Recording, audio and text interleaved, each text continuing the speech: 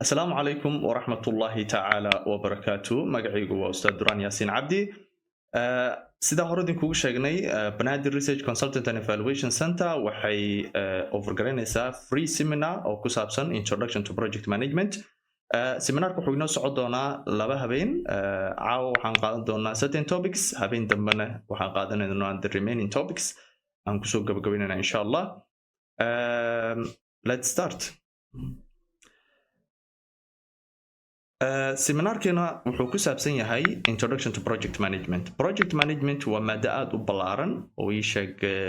adduunka hadda aad ugu soo badanayso fieldigan in la barto. Ii sheeg job opportunity-geedana uu badan yahay, macnaha uu soo badanayo. All right.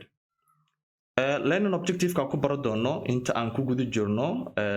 habeenka koowaad seminarkeena. waxaan qaadan doonaa insha Allah understand why project management is crucial in today's world. muhiimadda oo project management u leeyahay dunida hadda aan ku noolnahay. waxaan kala qaadan doonaa distinguish project from a routine operation. anagoo kala saari doono project iyo routine operation, shaqooyinka caadiga oo normal businesska ama ordinary businesska ay qabtaan iyo project-ga anagoo kala saari doono. waxaan kaloo qaadan doonaa objective-ka qaadan doono saddexaad wuxuu noqon doonaa the role of project management. role-ka project manager-ka looga baahan yahay waa maxay, maxaa laga expect garanayaa. Last but not least, caawa waxaan qaadan doonaa identify the different stages of project life cycle. Project life cycle ama wax la yiraahdo process group, waxyaabaha laga wado ayaan iyagana qaadan doonaa insha Allah. Okay. Learning objective-keena koowaad saa hore ugu soo sheegna wuxuu ahaa understand why project management is crucial in today's world. Project management muxuu muhiimad ugu leeyahay dunida hadda aan ku noolnahay oo 21st century. All right. All mankind. Okay. All mankind's greatest accomplishments. Bilaadan inta uu jiray accomplishments-ka uu gaaray haddii la isku soo dardaro waxay ka bilaabanayaan from the building the greatest parliament, dhisidii la dhisay arhamta masaarida, to discovering a cure for polio, iyo in la helay daawadii polio, cudurka la yiraahdo polio, in daawo loo helay oo dadka aad u baabiinayay qarniyadii hore. Putting a man on the moon, iyo in la tagay dayax gacmeedka, begin as a project. All of those things waxay ku bilowdeen project ahaan ayay ku bilowdeen. haddaan ka hadalno great parliament you all know waxa weeye ii sheeg waa dhisme ilaa hadda lala yaaban yahay qaabka loo dhismayna. xilliga la dhisay teknolojiyadii yareed ilaahay kuma samadiida ii sheeg dadka expert aysan ahayn oo ii sheeg technology education-ka u yaraa. At the same time qaabkay u dhiseen iyo weyninka intay leeg tahay ilaahay kuma samadiida iyo ii sheeg structure-keeda macnaha ilaa hadda waa la daraasaya macnaha. So maxay ku bilaabatay marka as a project ayay ku bilaabatay. Discovering a cure for polio, in la helo cudurka poliyada oo dadka ii sheeg caruurta weliba specifically aad u baabi'i jiray oo ii sheeg lixdooda lixaad kala dhantaali jiray, in daawo loo helo iyadana maxay kasoo bilaabatay. waxay ka bilaabatay projects la sameeyey ayaa lagu gaaray heerkaas in daawo la helo. hadda problem uusan ka jirin polio inay dadka dhibaatayso talaal loo qaadanayo. Putting a man on the moon, iyo in dadka sheeganaya inay dayax gacmeedka tagaan waxyaaba u suurtageliyey is also a project. haddii run tahay waa project ayaa u suurtageliyey oo ii sheeg different times isku day sameeyeen ay ku feelgaroobeen. at the end of the day waxay sheegeen in ay tageen moonka ama ii sheeg space-ka. all of those things marka waxa waaye waa project. marka intaan yartaa waxay ku sheegaysaa project inuu muhiim yahay macnaha, oo wax walba oo adduunka oo muhiim ah oo la soo gaaray in project ay ku bilowdeen. All right. Understand why project management is crucial in today's world. Project management marka muxuu muhiim ugu yahay dunida hadda aan ku noolnahay.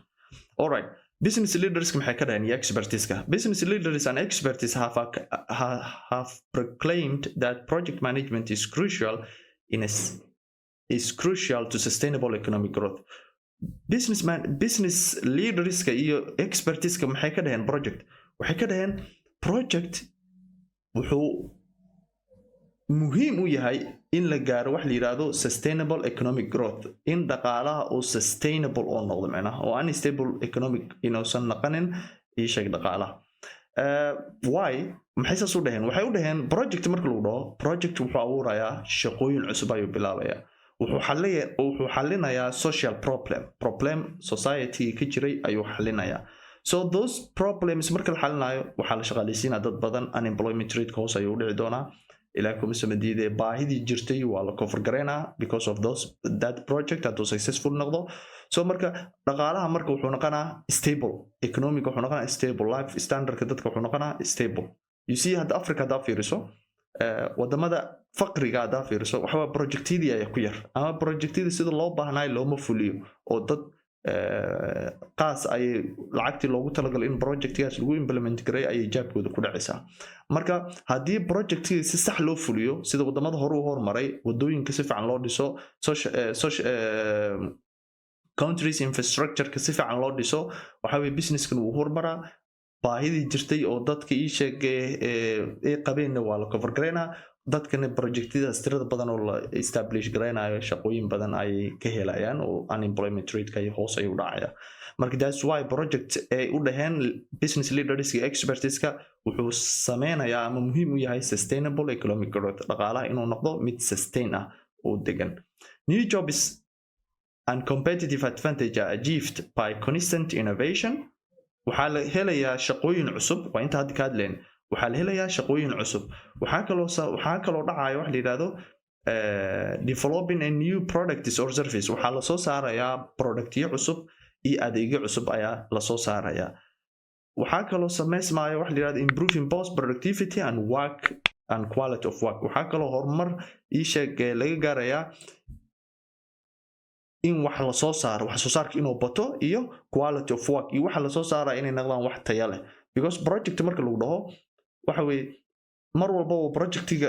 qabsamo waxaa jira wax la yiraahdo monitoring and evaluation kaas wuxuu sameynayaa corrective action oo ah in wixii qaldamay la saxo so as long as projectiga uu sii socdo waa waxa waa mar walba quality of product ay sii improve gareysmayso so in aad gaarto marka hadaa rabto competitive advantage in gaarto hadaa rabto as a company as individual as a country you have to implement a lot of projects badan waa inaa wadanka adiga madaxda ka tahay ama shirkadaada ama especially personally waa inaa projects badan aad sameysaa waxay kaa saacidaysaa marka inaa innovation la imaato inaa horumar wax cusub soo ictiraafto because of those projects waxay kaa saacidaysaa developing a new product or service iyo dan ugu muhiimsan oo ah competitive advantage inay ku gaarsiinayso competitive advantage inaad ii sheeg gaaraysid oo aad competitionka aad suuqa kula jirto dadka competitorkaada inaad ugu fiicnaato waxyaabaha ii sheeg iyaga u fargareynayaan adiga ugu fiicnaato alright This is the world of project management. Project management provides people with a powerful set of tools that improve their ability to plan, implement, and manage activities to accomplish specific objectives. Project management marka muxuu sameynaa? Project management wuxuu sameynayaa oo ii sheeg bixinayaa tools lagu manage gareynayo shaqada. Because project marka lagu dhaho waxay ka kooban yihiin project team. waxay isticmaalayaan different tools ay isticmaalayaan softwares ay isticmaalayaan so marka waxay ka saacidaysaa markii aad aqoonteeda leedahay project management toolska loo baahnaana aad haysato waxay ka saacidaysaa inaad yeelato ability to plan awood aad wax ku plan garayso inaad yeelato ability to implement awood aad wax ku implement garayso oo planka aad dejisatay aad into action u bedelato iyo ability to manage activities to accomplish specific objectives iyo in aad gaarto wax la yiraahdo ii sheeg activity inaad manage garayso si objectivekaada u gaarto macnaha because objectives wuxuu ka samaysan yahay different activities if you manage very well those activities then your objective will be accomplished alright today project team carry out everything from port expansion to hospital restructuring and to upgrading information system hadda marka maanta aan joogno dunida aan joogno project team wax ay qaban karin ma jirto macnaha project team wax walba shaqo walba way qabanayaan laga soo bilaabo port expansion in la balaariyo dekad iisheg way qabanayaan waxay qabanayaan hospital restructuring in hospital dib loo casriyeeyo oo iisheg restructuring lagu sameeyo waxay kaloo qabanayaan to upgrading information system iyo inay upgrade ku sameeyaan ay sameeyaan wax la yiraahdo information system inay sameeyaan so marka that means waxay ka cadeynaysaa marka as a project team hadduu isku yimaado project sameynayo in wax walba ay qaban karaan oo baash aysan ku ekeen in wada la dhiso in bridge la dhiso inaysan ku ekeen oo everything oo in la qabto ay tahay as a project team in la qaban karmeena they are creating next generation full efficient teamkaas waxay sameynayaan marka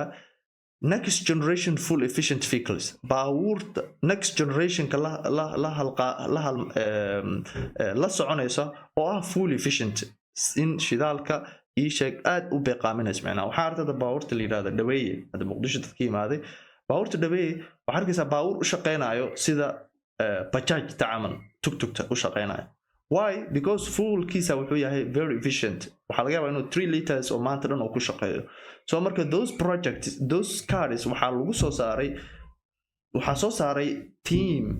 oo ah team of the project ayaa soo saaray iyagoo sameeyay isku day badan ii sheeg at the end of the day soo saaray gaarigan ii sheeg shidaalkiisa sida mootooyinka camal loo isticmaalayo developing a sustainable source of energy iyo in la sameeyo wax la yiraahdo source of energy in different source of energy in la sameeyo macnaha oo korontada bis laga dhalin motor oo laga hawada la ii sheeg windiga laga dhaliyo ilaa kuma sameeyay ii sheeg dams laga sameeyo koronto waxa magnetic laga sameeyo koronto ii sheeg wax walba ii sheeg source of energy naqa kara in laga sameeyo macnaha ii sheeg waxa qabanayo team of the project and exploring farthest reach of outer space in la gaaro halka uu space-ka macnaha in la gaaro dayax in la gaaro sida iyaga sheegaan ii sheeg waxa lagu gaaraa project ayaa lagu gaaraa macnaha oo team ayaa sameynaya macnaha ii sheeg shaqadaas qabanaya all right weli waxaan ku jirnaa muhiimadda oo project-igu leeyahay in today's world project management is not limited to the private sector project management marka private sector-ka bas limited kuma ah oo project maxaa marka muxuu kaloo ii sheeg qabanaya project management is also a vehicle for doing good deeds and solving social problem project also waxaa lagu xaliyaa social problemka ayaa lagu xaliyaa oo ii sheeg si mutadawacnimo ah ayaa loogu xaliyaa oo qolooyin ii sheeg NGOs ayaa ku xaliyay macnaha iyagoo waxba ii sheeg return oo financial ah ka fiirinin macnaha oo qeyri inay ku sameeyaan endeavors such as providing emergency aid to areas hit by natural disaster waxaa ka mid ah marka activities la qabanayo endeavorkaas ama activities la qabanayo waxaa ka mid ah providing emergency aid in xaalad degdeg ah ii sheeg caawinaad degdeg in la siiyo goobaha ay ku dhufteen wax la yiraahdo natural disaster dhibaatooyinka oo dhinaca rabaaniga meelahay ku dhufteen sida daadka sida dabeelaha sida tsunamiga sida ilaahay kuma samadiida earthquake-ga waxyaabahaas macnaha in projects la sameeyo oo dadkaas ii sheeg la caawiyo iyadoo waxba ribix laga raadinin macnaha planning a strategy for reducing crime and drug abuse within the city iyo in dowladda ay sameyso oo public sector-ka inay sameyso wax la yiraahdo in cityga ama magaaladaas ay ka nadiifiso waxyaabaha crime-ka dambiyada dhacayo iyo drugska iyo waxyaabahaas inay ka nadiifiso macnaha all of those things also were projects were macnaha the significance of project management can also be seen in a classroom waxaa kaloo muhiimadda uu leeyahay projectiga waxaa kaloo laga arkaa classroom-ka waxbarashada ayaa laga arkaa sidee looga arkaa marka 20 years ago 20 sano ka hor major universities over 1 or 2 classes in a project management primarily for engineers 20 sano ka hor jaamacadaha waxay overgrade jireen hal ama labo class ay waxay ku overgrade jireen maadadan yiraahdo projectiga waliba specifically waxay ku overgrade jireen engineerska because project it was all about building roads building constructing buildings bridges waxyaabahaas ayuu ku saabsan macnaha waxyaaba engineering la xiriira ayuu ahaa marka bil la dhiso waxyaabahaas oo ahaa macnaha marka 20 sano ka hor laba galaas waxyaabaas camal la bixi jiray oo maadooyinka filiyada kale projectii laguma baran jirin laakiin hadda maxaa isbedelay marka today most universities offer multiple sections of project management classes laakiin hadda maxay sameeyaan jaamacadaha galaasman badan ayay waxay ka offer garayaan projectiga ayay ka offer garayaan oo galaasmankan badan ay offer garaynayaan marka maxaa keenay waxaa keenay muhiimadda ee projectiga leedahay keenta macnaha muhiimadda ay leedahay projectiska ayaa keenay within the core group of engineers being supplemented by business students waxaa la siiyaa hadda business studentska waxaa la siiyaa major in marketingka management information system waa la siiyaa financing waa la siiyaa as well as students from other disciplines such as oceanography, health science, computer science, and liberal arts. All of those fields marka hadda projects waa lagu qaataa oo hadda engineerska best project looma bixiyo I can say like every field project hadda waa la siiyaa macnaha health science ha noqoto agricultural ha noqoto ii sheeg business student ha noqoto ii sheeg law student all of those fields had the project waa lagu bixiyaa macnaha that means waxay ku sheegaysaa muhiimadda projectiga leeyahay macnaha all right objective kuwaad halkaas ayay u gudbaynaa the second objective aan qaadanayno caawa waxay noqonaysaa distinguish project from a routine operation in project iyo routine operation aan kala saarno project waa maxay routine operation ama ordinary jobska kale oo shaqooyinka kalena waa maxay all right the Project Management Institute provide the following definition of project. marka wax la kala saarayo waa horta inaan definition ahaan loo kala saaraa marka maxay ku qeexeen project waxay ku qeexeen macadkan oo management Project Management Institute wuxuu ku qeexay project is a temporary end over undertaking to create a unique product service or result wuxuu ku qeexeen waxay dhayn waa temporary hort fast wax oo permanent maaha project marka laga hadlayo waxa weeye waa shaqo ama activity la qabanayo oo temporary ah oo bilaabanayo dhamaanayo macna end over activity marka maxaa sida loo qabtaa waa la qabtaa oo waxa loo qabtaa si loo abuuro unique product service or result badeeco unique ah oo ka duwan badeecooyinka kale ama sida loo qabanayo unique ka tahay sida hore loo qaban jiray service ama adeeg ama result ama wax un result ah si unique loo qabto so marka this definition waxa ku define gareey Project Management Institute macadkan ayaa ku define gareey laakiin project marka define lagu dhahayo three key terms ayaa ka fiirinaysaa first waxaa ka fiirinaysaa temporary waxaan la sheegaa temporary miya marka define garanayso that terminology waa inuu project yaad ka muuqdaa second waxaa ka fiirinaysaa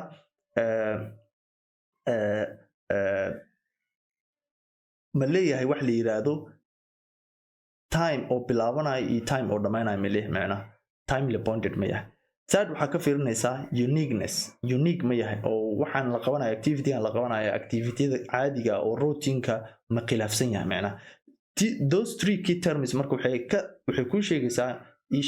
definition of project ay ku sheegaysaa meesha aad ka qor sida art English ama luqadda aad adeegso laakiin those three terms oo temporariness uniqueness iyo inuu leeyahay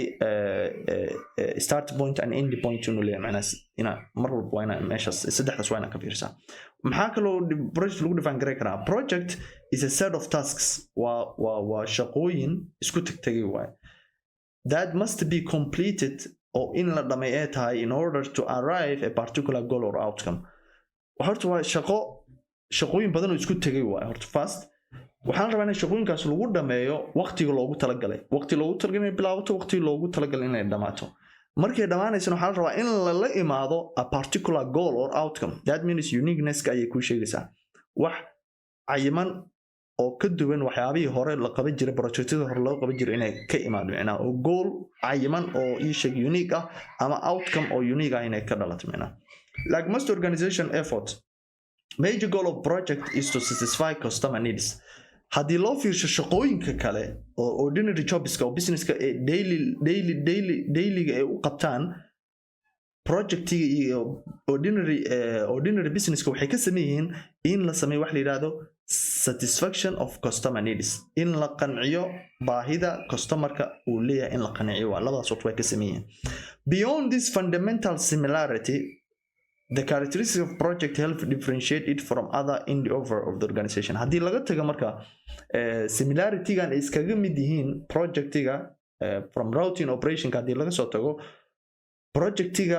waxaa ka saarayo ama ka soocayo shaqooyinka kale normalka oo shirkadaha ay qabtaan characteristics oo projectiga leh waa maxay marka characteristics-kan waa kuwan marka characteristics oo projectiga ka saarayo ka soocayo ordinary jobs ama routing operation project waxa weeye characteristics leh kuwaad waxa weeye an established objectivekiisa waa objectivekiisa waa mid established hore loo asteeyaba oo mid cusub oo la sameeyay inta projectkan la qaban waa number 2 defined life span wuxuu leeyahay life span ama nolol la yaqaan ayuu leeyahay oo qeexan oo ah oo the beginning and endgeeda la garanayo projectkan wuxuu bilaabanaa maalin hebel wuxuu dhamaanaa maalin hebel projectkan wuxuu soconaa hal sano January to December you see projectkan wuxuu soconaa 3 years sanadkan ilaa sanadka saddexaad usually involve several departments and professionals project marka laga hadlayo wuxuu la halmaalaa ama la shaqeeyaa different departments finance ay la shaqeynaa procurement ay la shaqeynaa wuxuu la shaqeynaa marketing wuxuu la shaqeynaa human resource management all of those departments uu la shaqeynaa waliba professional kooda iyo dadka ka shaqeeya professional kuwa departmentigooda halka shirkadaha kale oo ordinary-ga ay si separate u shaqeeyaan oo ay sameeyaan wax la yiraahdo work specialization oo walba in wax loo xilsaayo typically doing something that has never done before projectiga wuxuu kaloo qabtaa wax aan hore loo qaban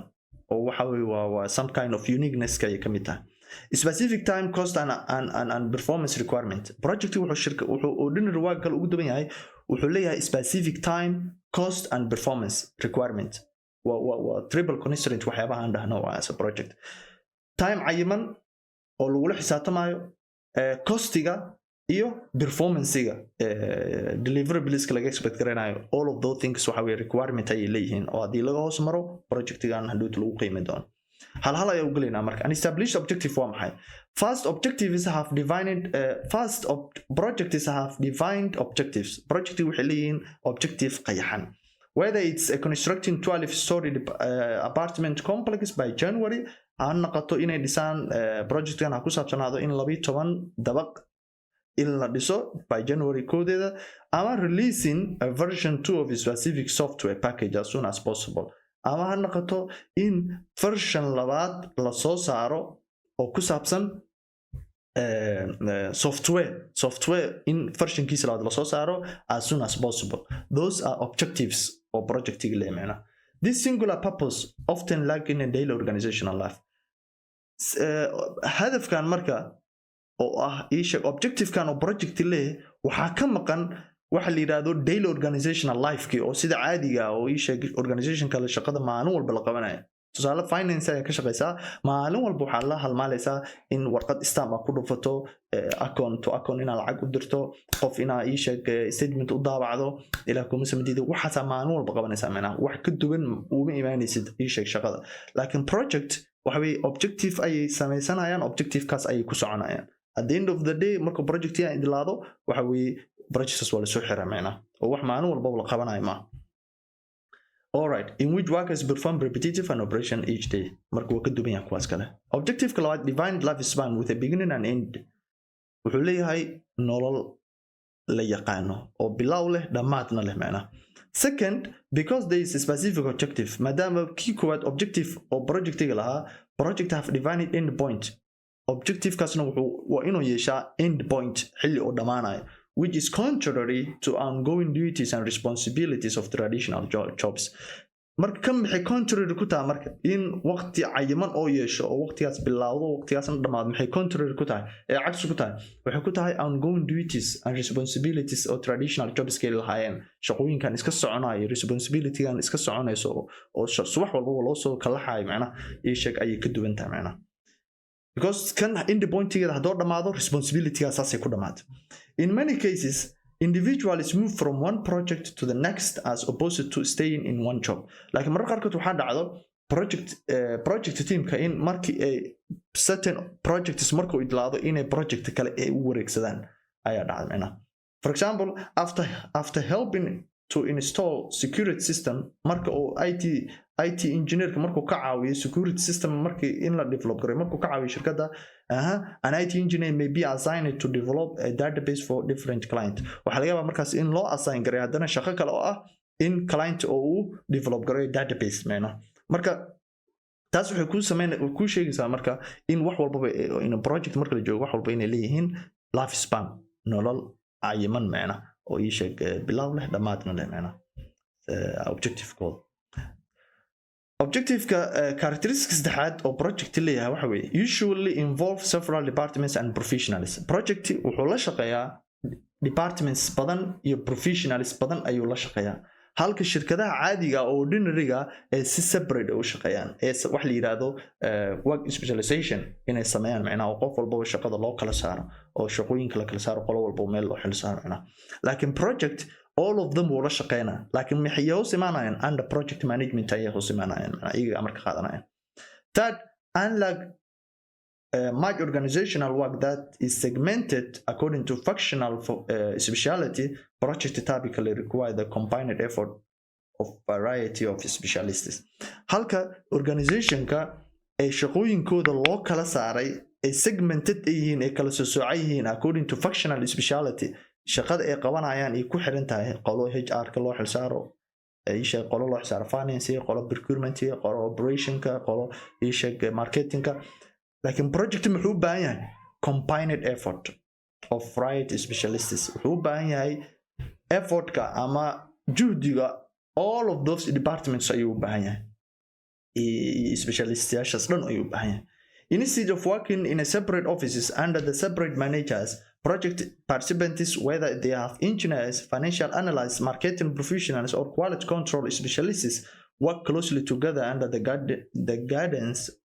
of a project manager to complete the project halka loo shaqeey lahaa xafiisyo kala duwan lagu shaqeey lahaa oo shaqooyin kala duwan la qaban lahaa hadda waxaa lagu shaqeynaa hal office oo project manager-ka oo mas'uul ka yahay oo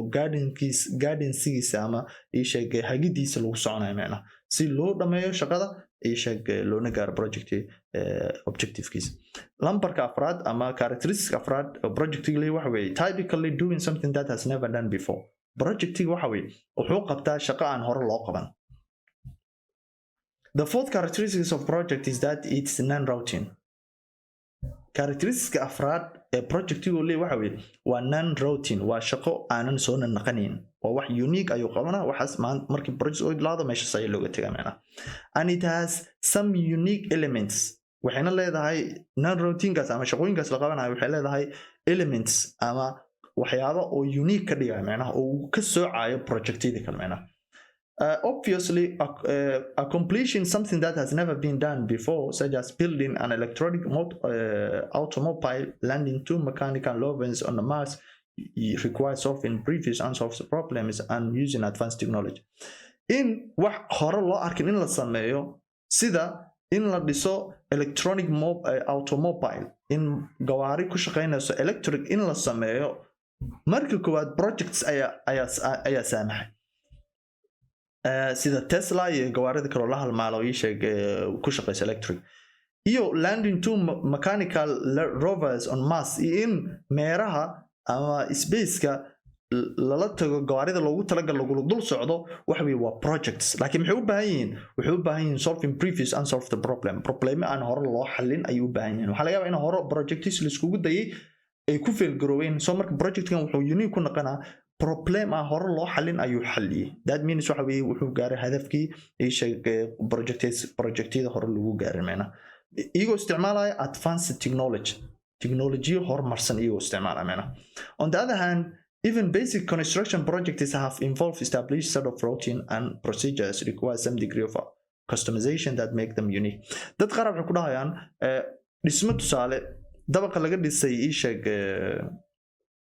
laga dhisay waa bari wuxuu ka duwan yahay dabaqa laga dhisay tusaale ii sheeg Madiina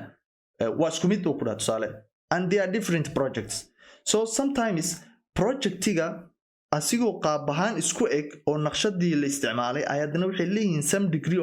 of difference ay leeyihiin haddii laga fiiriyo costiga inay kala duwanaa laga yaabaa waxaa laga yaabaa waxyaabo kale features cusub in kan lagu soo kordhiyey waxa weeye meesha laga dhisay waxa weeye place laga dhisay way ku kala duwan yihiin waxay ku kala duwan yihiin time-ka project-gan uu socdo waa ku kala duwan yihiin soo marka mar walbaba haddii xataa naqshad ahaan isku egyihiin waxa still uniqueness kaas wuu jiraa oo some elements of uniqueness ayaa jiro oo project-yada kale ay ugu duwan yihiin objective-ka shanaad specific time cost and performance requirement project wuxuu u baahan yahay these three constraints ayuu u baahan yahay kow wuxuu u baahan yahay time wuxuu u baahan yahay cost and performance waqtiga loogu talagalay inuu kusoo dhamaado wuxuu u baahan yahay costiga loogu talagalay inuu kusoo dhamaado iyo performancega la filayay in la helo macnaha soo marka shaqooyinkan laakiin ma laha oo ii sheeg ahmiyad gooni lama siiyo finally specific time cost and performance requirements by project waxyaabaha lagu xisaabiyo project waxa weeye inuu saddexdan ii sheeg requirement inuu leeyahay project are evaluated according to accomplishment project maxaa lagu evaluate garayaa accomplishmentigiis ama performancegiis waxaa lagu kaloo ii sheeg lagu evaluate garayaa costiga maxaa ku baxay ii sheeg lacagtii loo asangareeyay sidee time loogu baxay mas lacag ka badan ayaa projectiga ku baxay waxaa kaloo lagu xisaabiyaa projectiga oo requirement u ah time waqti loogu talagalay ma ku idlaad marka saddexdan waa waxa clientiga ay ka fiiro doonaan performancega expect garaynayaan ma siisay costiga ay projectigan loo qoondeeyay ma ku soo dhameysay shaqada time-ka loogu talagalna ma ku soo dhameysay macnaha mid ka mid ah hadaa marka khilaafto that means projectigaad waxa weeye waa failed waa mid guuldaraysta waa macnaha at any aspect macnaha these triple constraints marka saddexdan waxaa la isku dhahaa triple constraints saddexda caqabadood oo projectiga leh macnaha waa very important marka project manager aad tahay saddexdan waa inaad ii sheeg ahmiyad gooniya siisaa macnaha imposing higher degree of accountability than typically found in most jobs saddexdan marka project marka la joogo ahmiyad gooniya ayaa la saaraa halka laakiin shaqooyin kale marka la joogo ahmiyadeeda la yareynayna these three also highlight one of the primary functions of project management which is balancing the trade-off among time cost and performance while ultimately satisfying the customer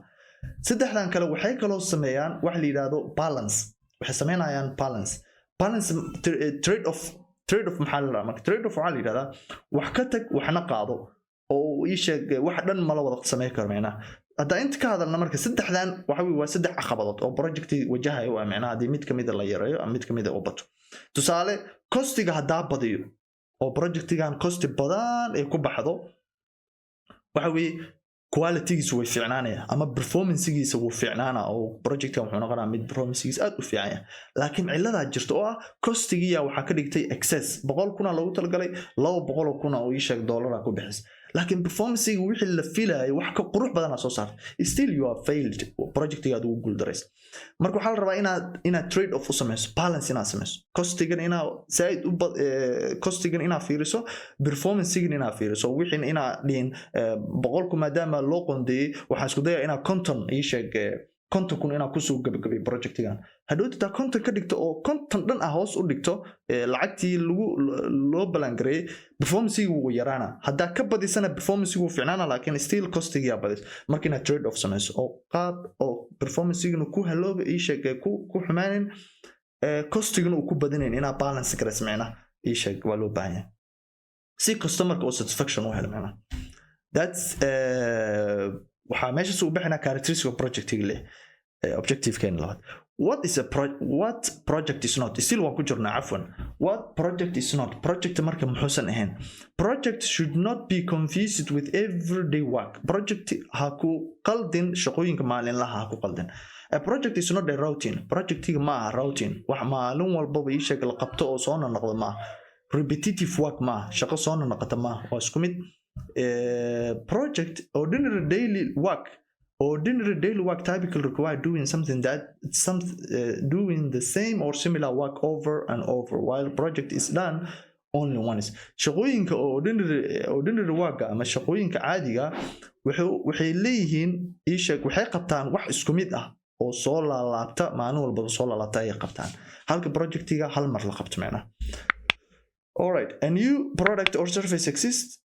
when the product is completed marka projectiga uu idlaado badeeco cusub ama service cusub ayaa soo kordhaya oo wax repetitive ma okay objective kan saddexaad marka waxaan sameeyay objective kan waxa weeye waa the role of project manager ka rolekiisu waa maxay waa shaqooyinka laga filayo inuu qabto role kood waxa weeye activity and resource planning projectii shaqooyinka koowaad oo qabto waxa weeye wuxuu ii sheeg balan gareeyaa activity-ga iyo resource-ga ku baxaya ayuu balan gareeyaa afwan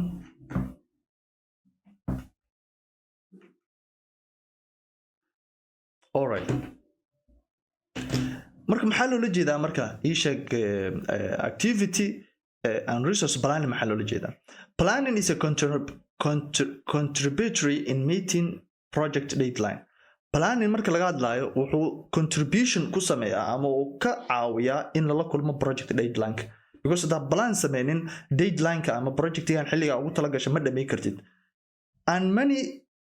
many projects fail due to what poor planning projectyada qaar waxay ku fail garoobaan planning-kooda oo poor ah oo si fiican loo plan gareyn first and foremost good project manager define the project scope and determine available resources resources inaad determine garayso waxay ku xiran tahay horta inaad scope-kaada garanaysid maxaa shaqadan qabanaya macnaha ma waxaan dhisayaa laamiga dhisayaa ma 1 kilometer ma 2 kilometer then markaas resource-ga ii sheeg asaan garay kartaa oo plan garay kartaa so hadaa 1 kilometer dhisaysid tusaale waxaa u baahan tahay 2 cagaf laakiin 2 kilometer markaa dhisaysid waxaa laga yaabaa inaad u baahato 3 cagaf iyo wax ka badan marka waa inaad horta first scope-kaada determine garaysaa then available resource-gaada inaad u plan garaysaa u qoondaysaa role labaad oo project manager-ka laga expect garaynaya waxa weeye organizing and motivating project team in oo organize gareeyo isku habeeyo at the same time motivate gareeyo project teamka good project manager don't get their team is backed down with elaborate spreadsheets long checklists and whiteboards project markuu yahay mid fiican oo well experienced ah shaqaalaha kuma mashquuliyo spreadsheet ama paperwork ilaa kuma sameeyay checklists warqado tiro badan iyo whiteboard maanta wax lagu sharxayo ii sheeg la qorayo kuma mashquuliyo macnaha muxuu sameeyaa instead they put their team front and center shaqa teamkooda oo project teamka waxa way responsibility oo waxay siiyaan shaqada inay iyaga mas'uul ka yihiin camal front and center ayaa la geenaa macnaha oo behind ma waa dad projectiga ii sheeg aaminsan in wax ay sheegay shaqada ay qabanayaan in projectigan oo success ku gaaraya macnaha so marka project manager-ka markuu mid well experienced ah shaqaalihiisa waxa weeye responsibility-ooda ayuu siiyaa oo wuxuu la dhaqmaa si dad ay sheegay muhiim ah ayuu la dhaqmaa role-ka saddexaad waa controlling time management project manager-ka also waa time keeper waxa weeye waa midka time-ka manage karaynaya clients usually charge project is success or failure whether it has been delivered on time project marka laga hadlayo marka clients-ka waxay ku charge garayaan projectigan inuu success yahay inuu failure yahay time-ka loogu talagalay ma ku dhamaaday hadduu time-ka ku dhamaanin still you are failure tusaale qofba wuxuu ku dhahay waxaa u baahanahay ii sheeg product hebel ayaa waxaa u baahanahay suuqa ayaa dalab ayaa ii imaaday dadka waxaan balamiyey 2 weeks in productkaas ku helo productgaas haddii warshadaada laga soo dalbaday inay sameyso projectgaas adiga lagu siiyo haddii 2 weekska loogu talagalay haddaa ku keeni weyso oo 3 weeks ah keento oo 1 week ku darsato your project is failed why because waqti laga expect garanayo projectgan maadan ku soo dhameynin oo waxa laga yaabaa in qofkii ka dalbaday projectgan inuu qabato customer badan inuu meeshaas ku waayo macnaha uu ku lose garayo because of what xilliga uu ballamiyay ay ka waayeen waxyaabaha ay ka dalbadeen so waxay raasanayaan alternative waxay raasanayaan substitute products ama ganacsato kale ay heshiis la galayaan macnaha oo products ay ka dalbanayaan so marka inaad noqoto time keeper ama time management-gaada inuu fiican yahay as a project manager waxa waa very important therefore meeting deadline are non-negotiable in lala kulmo waqtiga loogu talagalay in projectgan lagu soo gabagabeeyo ma aha wax laga gorgortamayo ma aha marka la joogo projectiga marka la joogo role-ka afraad uu leeyahay project manager-ka waxa weeye cost estimating and developing budget in costiga uu estimate garayo budgetkina uu develop garayo good project manager know how to keep the project within its set of budget project manager markuu mid fiican well experienced markuu yahay uu garanayaa sida projectiga loogu soo dhameeyo budgetka loogu qoondeeyay even if the project meets a client's expectation and is delivered on time it will still be failure if it goes widely over budget haddii projectigan oo fuliyo client's expectation-ka client wuxuu ka filanaya hadii projectigan uu sameeyo waqtiga loogu talagalana lagu deliver gareeyo oo ii sheeg customerka lagu siiyo laakiin budgetkaada uu excess yahay oo aad ka badiso budgetka still projectkeedu waa failure because lacagta loogu qoondeeyay ka badan ayaa ii sheeg sameys marka badanaa marka waxyaabahan in laga badbaado la rabo marka budgetka la develop gareynayo waxaa rabaa as a project manager adigoo kaashanayo financial managerkaada waa inaad sameyso wax la contingency plan oo ah budgetka aad qoondeysay inaa contingency plan B waa inaad sameysataa tusaale 100 aad qoondeysay waa inaad ku darsataa 10,000 ama 15,000 ama 5,000 aa ugu talagashay waxyaabaha ii sheeg unexpected eventska imaan kara oo aadan ku xisaabtamin in aad ku cover gareysameyna oo adooti over budget saa u naqanayna roolka shanaad waxa weeye ensuring customer satisfaction in mar walbaba project managerka waa inuu mar walba xaqiijiyaa qanaacada customerkiisa ama clientskiisa waa inuu xaqiijiyaa in the end project is only success if the customer is happy project wuxuu success noqon karaa marka customerkiisu happy yahay macna hadduu customerkaada happy yahay your project is not success. One of the key responsibilities of every project manager is to minimize uncertainty. Waa inuu minimize garaya uncertainty. Uncertainty marka maxaa loo minimize garayna ma iyada dhan la joojiyo oo totally sheeg la cancelo ma la canceli karo because uncertainty waxa weeye it can come two ways. It can come natural disaster or it can come man-made disaster. marka wax adiga control kartid ma laakiin wax reaction ka bixi karto oo ii sheeg markay dhacaan ii sheeg control falcelin ka bixi karto waa macna because duufaan maadan ku xisaabtin it can happen ii sheeg in projectiga xafiisiis inay gubtaan oo shaqaalaha mid kamid ah qalad uu sameeyay ku gubtaan adiga maadan ogeyn mana bilowna ma control kartid waa wax dhici rabay weyn dhacayaan so marka waxa loo baahan yahay markay dhacaan inaad control shmeena oo ii sheeg minimize garayso oo yarayso. Avoid any unwanted surprises. waxyaaba unwanted surprise oo aan loo baahneen oo projectiga qiimo dilayo iidan waa inaad ka avoid garaysaa. Involve their clients in the project as much as reasonably possible. laakiin waxaa loo baahan mar walbaba clientskaada inay mar walbaba involve their projectiga ku noqdaan oo mar walbaba good communication aan la sameyso oo projectiga wax walba soo kordho productiga isha hadduu qaaloobo waxyaaba qaarkood haddii unavailable yihiin inaa mar walbaba waa inaa u sheegtaa customerkaada. Good project manager know how to maintain effective communication and keep the company's client up to date. Projectii marka duu mid fiican yahay oo shaqadiis garanayo wuxuu garanayaa sida loo maintain gareeyo effective communication fiican inuu la sameeyo clientskiis. Communicationkaas la sameynaysa marka wuxuu ka saacidaa in customerka haduuti oo san surprise aysan ku naqanin haddii wax ay isbedelaan because afeef laaba ama adkeysi laaba ay Soomaalida ku maamaada haddii customerku og yahay waxyaabaha ii sheeg la filaynin sida natural disaster ka dhacda haddii already og yahay ma caroonaya hadhow satisfactionkiisa ma dhaabacismayna nabara ogtaa naxdin male Soomaalida maqal soo marka waxa weeye ii sheeg waa ina communication mar walba la sameeyay wixii soo kordhameyna. roolka lixaad oo laga rabo project manager waxa weeye analyzing and managing project risk. waxaa la rabaa inuu analyze gareeyo at the same time manage gareeyo riskiga project soo wajahay. project risk marka lagu dhahayo waxa weeye project risk is a practice of identifying waa practice-ka ama shaqooyinka la qabanayo sida loo identify gareeyo loo evaluate gareeyo oo ii sheeg evaluation loogu sameeyo and preventing or mitigating risk to the project in la yareeyo ama ii sheeg la joojiyo riskiga macnaha project soo wajahay that has potential to impact the desired outcome kaasoo saameyn karo outcome-ka la filinayo saameyn ii sheeg ku yeelan karo negative ah. So marka as a project manager waxaa la doonayaa risk managementgaada inuu fiican yahay oo sameeyo inaa identify garayso evaluate garayso marka wax risk qaar inuu soo wajahay projectgana ogaato inaa evaluate garayso then inaa prevention sameyso ama mitigation sameyso macnaha ayaa laga baahan yahay. They know how to avoid risk at least minimize their impact. Project manager markuu mid fiican yahay oo well experienced wuxuu garanayaa sida loo avoid garay risk sida looga fogaado uu garanaa macnaha ama loo minimize garay hadduu dhaco riskiga. roolka toddobaad oo project managerka laga rabo waxa weeye monitoring progress inuu mar walba monitoring sameeyo oo projectii mar walba kormeero. During the initial stage marka la joogo, project manager and their team have a clear vision or high hope of producing the desired result. Marka koowaad initial stage la joogo waxaa la sameeyaa plankaas maxaa loogu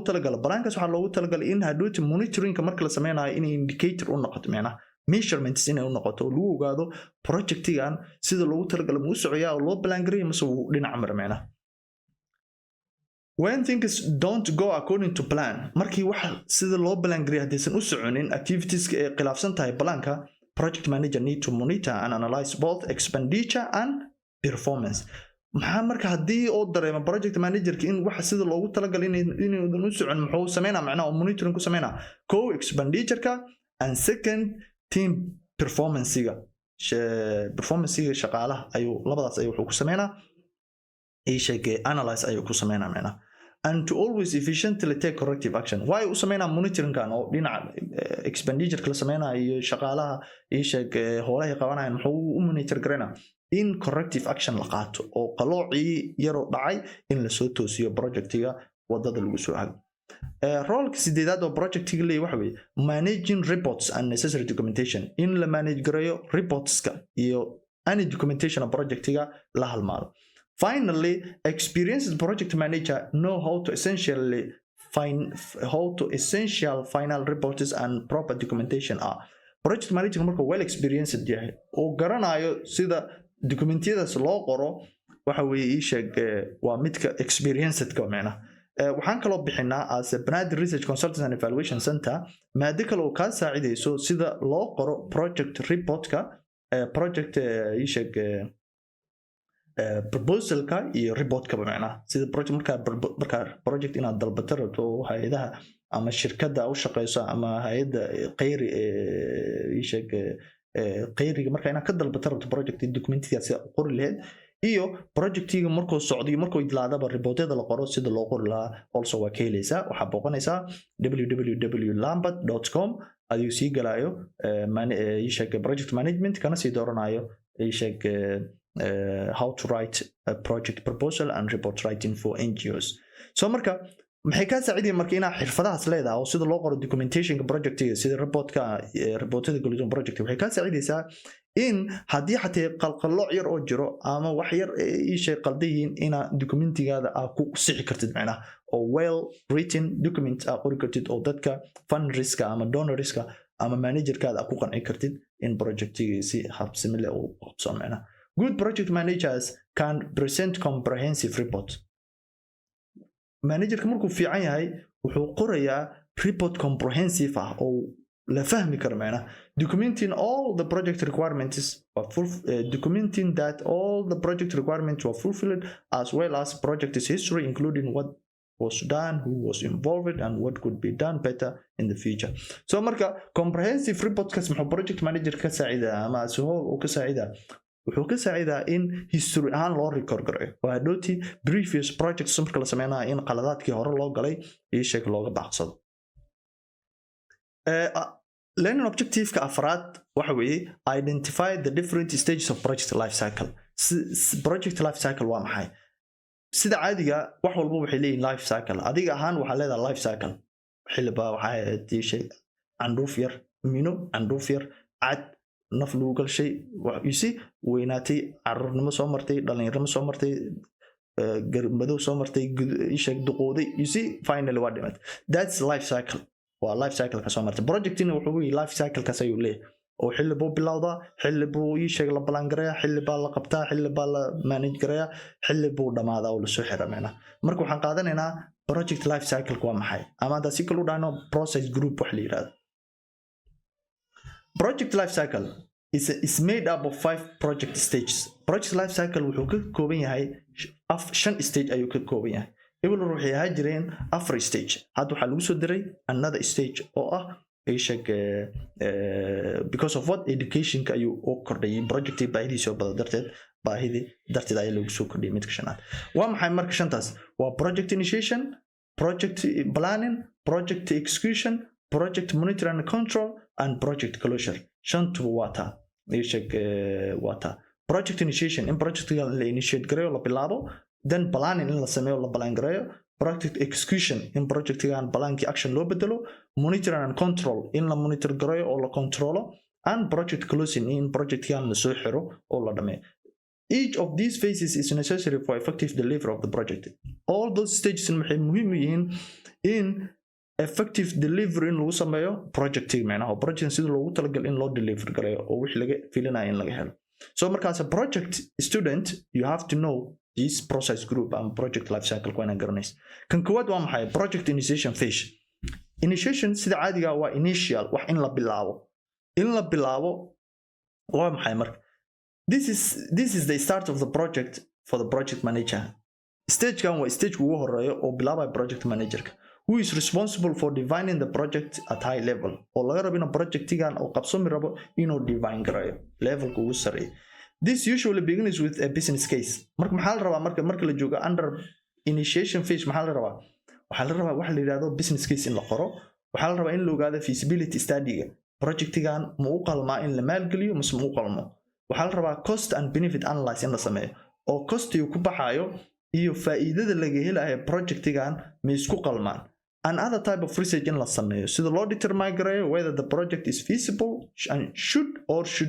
shouldn't be undertaken. In go'aan laga gaaro projectkan ma u qalmaa in la qabto mase ma u qalma macnaha. Stakeholders provide input if the project is approved. Stakeholders waxay provide garanayaan input ay provide garanayaan oo yeeshay wax bay ku darsanayaan ra'yi wax walbaba project marka la approve gareeyo. Then project charter is created. Then waxaan sameynaa project charter asiin u arki doonaa waa maxay project charter. Then which provides an overview of the project and sets up stage of your project plan. Waxa weey project charterkaas marka wuxuu ka saacidaa in project planka uu gudubto oo ah next stage hal u galina insha Allah iyadan. Waa maxay marka la joogo initiationka waxaan documentigan la yiraahdo business case sidee loo qoraa. A business case is a project management document or document project management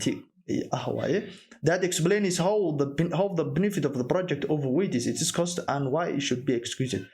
Wuxuu ku sheegaya macnaha benefit iyo costiga ayuu fiirinayaa overweight ayuu ku sameynayaa yaa badan costiga ku baxayo iyo faa'iidada laga helayo yaa badan ayuu ku sameynayaa macnaha.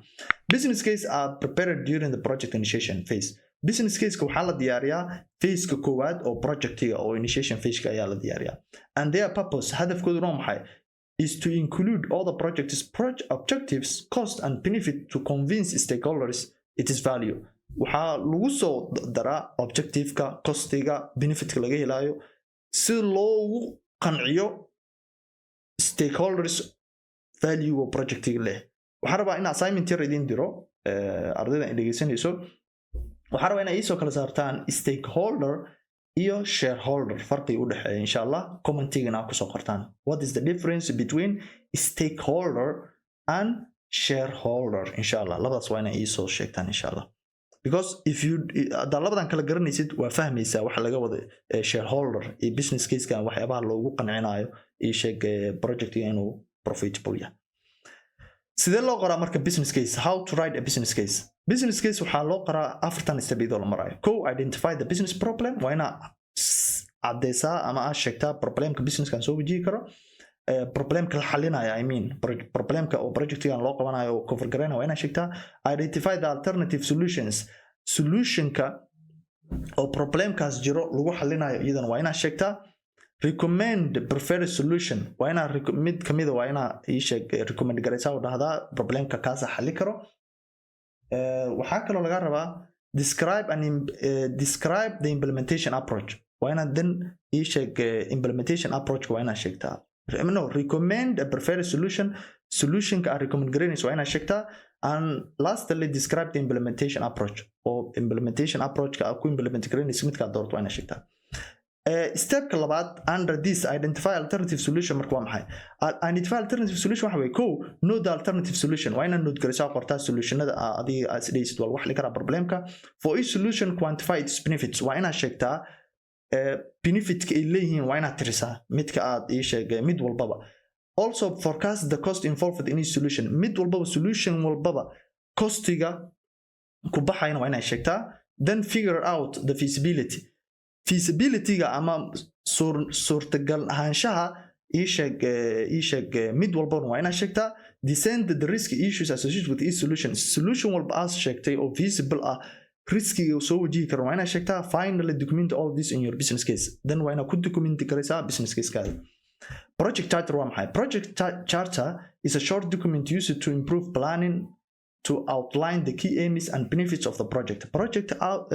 charter waxaa loogu tala waa document yar waaye loogu talagal in lagu balaan gareeyo key aims and benefits of the project. Projectkan muhiimada uu leeyahay macnaha. Project charter waxaa kaloo ka saacidaa in next stage au gudubto. Sida caadiga waxaa jira wax la yiraahdo business charter ama partnership charter. maxaa lagu qoraa marka documentigaas? Waxaa lagu qoraa tusaale maadaama lacag la isku darsanayo sheeg sidee loo kala qaybsan doonaa ribixa ama profitka, sidee haddii khasaare imaad loo kala qaybsan doonaa percentage ahaan, qof kamid ah hadduu dhinto maalgeliyaasha shareholderska sidee la heli doonaa, lacagta maa loo celi doonaa familkiisa qof kamid maa kusoo darsamayso, partnershipka dhan ama businesska dhan maa la burburi doonaa ilaa kumisa marka liquidation la samaynayo businesskan sheeg bankruptcy oo ku dhaco oo la burburinayo sidee loo kala qaybsan doonaa lacagaha haddii khasaare imaado sheeg wixii la gadaba. All of those documents marka waxa weeye responsibility-ga iyo wax walba oo duties-ka laga rabo ayay sheegayaan. And this is this project charter also project-iga wuxuu siinaa authority in kabacdi already shaqada la qabto ayuu siinaa macnaha. What is the role of and purpose of project charter? Role-ka iyo hadafka laga leeyahay project charter waa maxay marka? A project charter is a formal short document waaye, document yar oo formal waaye that state is the project exists and provides project managers with a written authority. This is the one word ka u baahanay. Project manager ka maxay siinayaan written authority in projectigan oo dhici karo sheeg benefit costigiisa iyo benefitkiisana benefitka badan yahay ilaa kuma samadiide plankiisana la geli karo macnaha phase-ka labaad loo gudbi karo planning phase-ka. Okay, a project charter document describes a project to create a shared understanding of its goals, objectives and resource requirements before the project is scoped out in detail. Project charter-ka marka muxuu describe gareynaa documentigan wuxuu sheegaa in la isku fahmo goalka projectigan, objectivekiisa, resources sida loo kala habeen doono,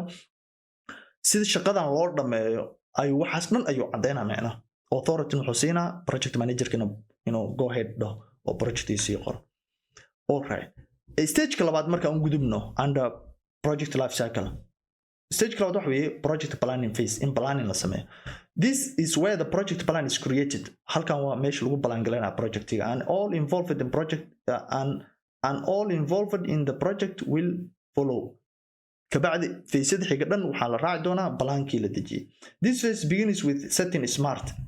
Phase-kan wuxuu ku bilaabanaa in la set gareeyo objective ama plan smart ah. Smart waxaa loola jeedaa specific waa inuu noqdo balaanka, measurable mid la cabir karo inuu noqdo, attainable ama achievable mid la gaari karo inuu noqdo balaankaas, realistic mid oo real ah oo wax la qaban karo inuu tahay, timely inuu waqti leeyahay macnaha. Okay, intaan si akhristanka okay, let me come back. The scope of the project is defined and the project management plan is created. Scope-ka marka la sameeyo oo la ogyahay scope-ka ayaa balaankii la sameynaa. Identify the cost-iga la define gareynaa, quality resource la sameynaa and timetable iyo waqtiga iyo activities lagu qaban lahaa. Some of the features of this phase include scope statement,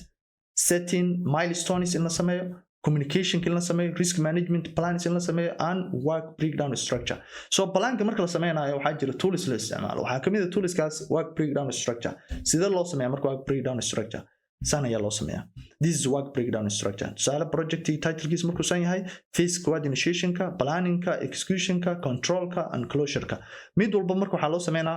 shaqadii ayaa la burburinaa oo mid walba waxa weeye subtask ayaa loo sameynaa. Hardware-kii install ayaa lagu sameynaa, format-kii, task shaqadii ayaa la qabanaa. Planning-ka, task laba shaqo, subtask shaqooyinka oo sameynaa. Sidoo kale all of them are the same. idan u arki doonaa sida work breakdown structure loo sameeyo insha Allah topic-da xiga. Okay, project execution marka waxa xiga in projectigan balaankii action loo bedelo la execute gareeyo oo la qabto. Now begins with a part of the project that most people think as a project. Phase-kan waa phase-ka kaliya ee dadka ay aaminsan yihiin in projectigu uu yahaba oo in wixii action loo bedelo oo shaqadii la qabto. Executing the task in shaqooyinkii la qabto action loo bedelo deliverables ama performance-gii la sameeyo and milestones iyo waxyaabihii hadafyadii degsanaayn la sameeyo defined in the project scope waxaa lagu define gareynaa project scope. Some tasks that make up this phase include developing team in la develop great team shaqooyinka la qabto oo ii sheega executingka ama action in loo bedelo because wax marka action u bedelayso waa inaa shaqaalihii waa inaa deploy garaysaa oo shaqo gelisaa. Assigning resourcesiga waa inaa assign garaysaa oo qof walbaba iyo activity walbaba inaa resource u assign garaysaa adoo sameynayo key performance indicator adoo u sameynaya macnaha because resourcesiga marka la qaybanayo indicator ayaa lagu qaybiyaa oo ii sheeg shaqada intay la eg tahay. Okay, procurement management waa inuu shaqeeyaa and tracking the monitoring progress waa inuu socdaa. If needed you can set status meeting haddii loo baahdan waxaad samayn kartaa status meeting oo lagu ogaanayo xaalka projectiga oo ku socdo. Then haddii wax qaldan yihiin waxaad samaynaysaa revise the schedule and plan waxaad dib u mudacsanaysaa plankii ama schedulekii. Phase afraad and the project life cycle waxa weeye project monitoring and controlling phase. First intaan u gudu gelin waxaan intaan sharxin monitoring iyo controlling maxay ku kala duwan yihiin. Monitoring waxa weeye waa ongoing activity ama ongoing process waa wax mar walba soconayo oo projectiga ama activity inta socotana la soconayso markay ii sheeg soconayso macnaha. Laakiin evaluation ama controlling waxa weeye activity-ga markay dhamaatay la evaluate gareena ama la controller oo la fiirina according to plan wixii la plan gareeyay sida hid muu qabsameen. The project monitoring and controlling phase consists of setting up controls and key performance metrics to measure the effectiveness of the project execution. Monitoringka marka iyo controlling phase-ka maxaa la sameeyaa waxaa la set gareeyaa control ama key performance wax marka indicator marka haysato ayaa wax control kartaa. Tusaale waxaan ku dhahay waa inaa shaqadan ku qabataa 2 days that's the key performance indicatorka ana hadhow ka xisaabi doono. haddii 2 weeks aad ka dib marto waxa weeye shaqadaada way liidataa haddaa ka hormariso waa fiicantahay haddaa ku qabatana waa fiicantahay. So marka waa inaad samaysaa key performance metric to measure the effectiveness of the project execution. Si ay u ogaato wax ma qaldan mas waa saxsan waana key performance waana samaystaa. The monitoring and controlling project phase is very important to make sure execution goes as planned. Waa very important why marka la joogo monitoring and control because maxay sameynayaan waxaa ku ogaanaysaa balaankii aad degsatay si sax ma loo qabtay. Terms of schedule, scope and budget baseline adoo ka fiirinayo waxyaabahaas dhan schedule-kii sida loogu talagalay ma baxay scope-kii sida loogu talagalay ma loo qabtay budget-kii sida loogu talagalay ma loogu qarash galay. Kan shanaad waa project closure ama project-kii la soo xiro because wax walba bilowd maxaan dhahnay dhamaad ay leeyihiin project markii la soo xiro oo ii sheeg wixii waa la dhaqan galiyay performance waa la sameeyay waa in la closure la sameeyaa. A project closure is the last phase of the project waa phase ugu dambeeyo ee project-iga ii sheeg la qabto waay. It's when the project manager verifies that the client and stakeholders and customers has accepted the project deliverables. Waa halka project manager-ka uu ku sheegayo ama ku cadeynayo in client-iga macaamilkii ama stakeholderskii ama customerkii ay aqbaleen project deliverables-ka ama performance-iga ama wixii expect gareynayeen inay heleen in uu ku xaqiijinayo macnaha satisfaction-ka. It's not over until the project closure phase is over. Project-ii ma dhamaanin unless closure-ka uu dhamaado project-ii la soo xiro macnaha. Completing the deliverables to the satisfaction of your stakeholders is the key. In a project-igan soo gabagabayso ama deliverables-kan soo gabagabayso oo waxyaabaha u sameynaysay client-igana soo gabagabaysa loo baahan yahay marka ay customer-kaada ay qanacsan yihiin macnaha. When your stakeholders satisfaction of your stakeholders is a key. Inay qanaaca jirto macnaha waa mid muhiim ah. Of course, but the project manager must know disassemble the apparatus created to fulfill the project. Maxaa marka loo baahan yahay marka qanaacada la ogaado in disassemble lagu sameeyo wax walba la kala diro macnaha. That means closing out work with the contractors in contractorskii shaqada la soo xiro. Waxaa kaloo loo baahan yahay making sure everyone has been paid in qof walbaba in la siiyo ii sheeg lacagihii loogu talagalay because project-iga subcontractors ayuu sameeyaa dad ayuu wuxuu sii siiyaa contract. So marka waa in la xaqiijiyaa qof walba in lacagteeda la siiyo. And ensuring that all project documentation are signed off. Project documentation-ka dhanna in qalinka lagu duugay ii sheeg waa in la xaqiijiyaa. Waxaa kaloo loo baahan yahay taas marka maxay caawinaysaa signed off and archived waa in documentyada dhan la saxiixaa oo lasoo gabagabeeyaa archived lagu sameeyaa oo file loo sameeyaa ama soft lagu hayaa ama archive la geliyaa macnaha okay with the planning of the future projects sida hadhowti loogu plan gareeyo future projectska marka closure la sameynaa marka maxaa la sameeyaa steps la qaado maxay ko arrange post moderate wax walba oo documenti waxaas dhan oo projecti la qabto dhan isku soo habay complete paperwork dhamay paperwork dhan loo baahan yahay reportska wax walba dhamay release resourcigi release garay oo resourcigi sheeg iska qayb oo baawur hadee dad tahay kala dirdir oo qof walba shaqo kala siiyo archive documentidan archive garay oo file u sameey xafiiskaada gasho ama folder u sameeyo soft ku kayd celebrate success kaada u celebrate garay delivery of the project might include customer training and transferring document in our delivery grace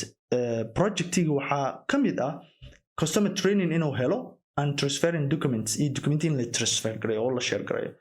deployment aad samaynaysaa usually involved releasing project equipment material to other projects deployment marka waa maxay deployment waxa weeye in maadaama projectigan uu ku shaqeynayay a lot of resources ama shaqaalaha noqoto ama machines ha noqoto ama equipment ha noqoto waa inaad deploy garaysaa redeploy waa inaad ku samaysaa oo ii sheeg shaqada ka joojisaa macnaha oo kala dirtaa post project goormee la sameeyaa marka post project review include not only assessing the performance but also capturing the lessons learned post review waxaa samaynaysaa marka projectiga dhammaado dib aadan u eegaysaa dib u eegaygaas marka maxaa ka rabtaa in aad ogaato inaad ka barato cashiro waxyaabaha qaladay waxyaabahaas inaad cashiro ka barato ayaa loogu talagalay okay this is project life cycle asigoo complete ah sheeg wuxuu ka bilaabanaya initiationkii phase-ka koowaad waa la bilaaba projectiga documentidii iyo wixii la qoraa projectigan ma la wadi karaa costigiisa iyo benefitkiisa costiga miyaa yar oo benefit miyaa badan marka intaas la isku raaco then planning ayaa la bilaabaa midka saddexaad executing planning ayaa waxaa loo bedela action midka afraad monitoring and controlling ayaa la sameynaa midka saraad closure ama closing the processka ayaa la soo xiraa that's it intaas ayuu ku kooban yahay caawa section keni waxaan noo dhignaa doono another section habeen dambe ayaan ku fargarayn doona insha Allah inta habeen dambe ku kulmi doono waxaan leeyahay assalaamu calaykum waraxmatullaahi tacaala wabarakaatuh